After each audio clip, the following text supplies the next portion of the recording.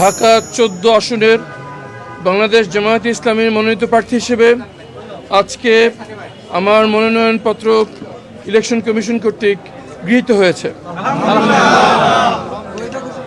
বৈধ ঘোষণা হয়েছে।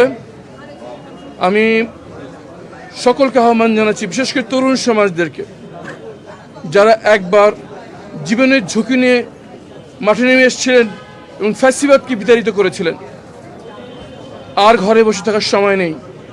সময় এসছে আরও একবার কাঁধে কাঁধ মিলিয়ে, হাতে হাত মিলিয়ে, সকল ভেদাভেদ ভুলে জুলাই সনদকে আক্ষরিক বাস্তবায়ন করার জন্য আরও একবার আমাদের একসাথে মাঠে নামতে হবে। বাংলাদেশের ইতিহাস বারবার প্রমাণ করেছে, ছাত্র জনতা যখন ভেদাভেদ ভুলে একসাথে কাঁধে কাঁধ মিলিয়ে, হাতে হাত মিলিয়ে যখনই মাঠে নেমেছে, সকল ধরনের বাধা বিপত্তির পর্বত সমান শক্তিও বিলীন হয়ে গিয়েছে। যদি আমরা নতুন বাংলাদেশ চাই, যদি আমরা জুলাই সনদের আক্ষরিক বাস্তবায়ন চাই, যদি মানবতা বিরোধী অপরাধের সাথে যারা জড়িত গুম খুন তাদের বিচার চাই, তাহলে আরও একবার সবাইকে, বিশেষ করে তরুণদেরকে মাঠে নেমে পড়তে হবে।